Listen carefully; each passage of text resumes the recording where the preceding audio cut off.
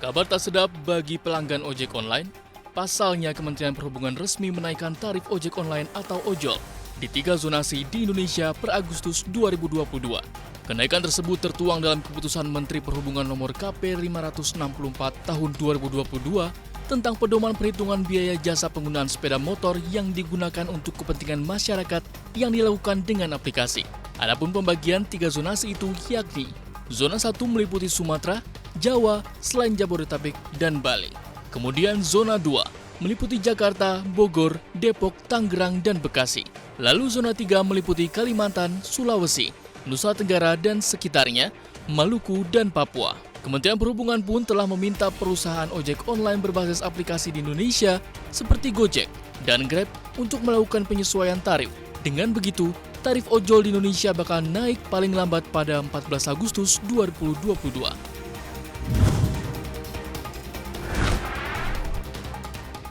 Meski pandemi COVID-19 belum sepenuhnya hilang di Indonesia, namun semangat warga untuk berbelanja tidak pernah pudar.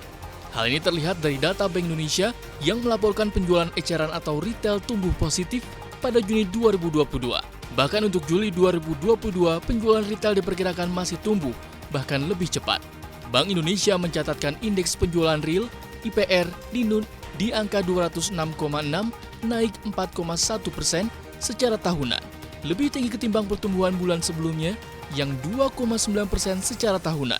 Untuk Juli 2022, BI memperkirakan IPR berada di 204,9, naik 8,7% secara tahunan. Peningkatan IPR secara tahunan didorong oleh peningkatan penjualan subkelompok sandang, kelompok bahan bakar kendaraan bermotor, serta suku cadang dan aksesori. Secara bulanan, diperkirakan terjadi perbaikan penjualan kelompok bahan bakar kendaraan bermotor serta kelompok barang budaya dan rekreasi. Masing-masing tercatat 137,5 dan 138,5 atau meningkat dibandingkan 127,5 dan 132,1 pada 1 bulan sebelumnya. Responden juga memperkirakan peningkatan penjualan pada September dan Desember 2022. Dampak kenaikan harga energi dunia, negara harus mensubsidi Rp10.000 per liter BBM subsidi jenis Pertalite dan solar. Harga solar subsidi yang saat ini dijual Rp5.150 per liter harus disubsidi negara sebanyak Rp12.000-an. Sementara untuk Pertalite disubsidi hampir Rp10.000-an per liter. Sementara itu, pemerintah memberi sinyal tidak ada kenaikan harga BBM subsidi pada tahun depan. Menteri Keuangan Sri Mulyani mengatakan, subsidi dan kompensasi tahun ini diperkirakan mencapai Rp502 triliun dan tahun depan anggarannya masih akan sangat besar. Sri Mulyani menyebut, angka finalnya akan disampaikan oleh Presiden Joko Widodo pada Nota Keuangan 2023 16 Agustus nanti.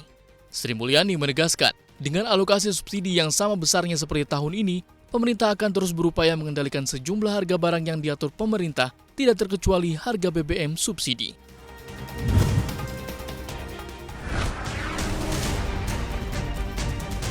Laju pertumbuhan ekonomi Filipina tembus 7,4% secara tahunan pada akhir kuartal 2 tahun 2022. Meski tampak melesat secara tahunan, pencapaian ekonomi secara kuartalan Filipina justru di bawah harapan pelaku pasar.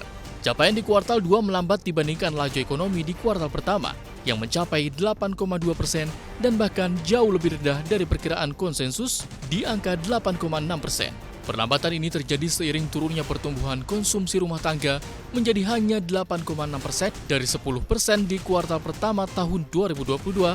Sebaliknya, investasi dan belanja pemerintah justru pertumbuhannya meningkat, di mana masing-masing menjadi 13,2% dan 11,1% dari 11,8% dan 3,6% di kuartal pertama 2022.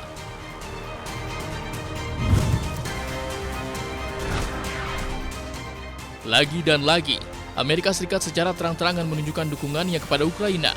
Presiden Joe Biden kembali memberikan bantuan pertahanan kepada Ukraina yang digempur oleh Rusia. Kali ini bantuan yang diberikan Biden kepada negara itu senilai $1 miliar atau setara 14,8 triliun rupiah. Menteri Luar Negeri Antony Blinken menyatakan bantuan ini termasuk amunisi untuk senjata jarak jauh dan kendaraan transportasi medis lapis baja. Paket amunisi itu terdiri atas tambahan sistem roket artileri, mobilitas tinggi atau HIMARS, rudal permukaan ke udara atau NASAMS, serta ada ribuan butir peluru lainnya.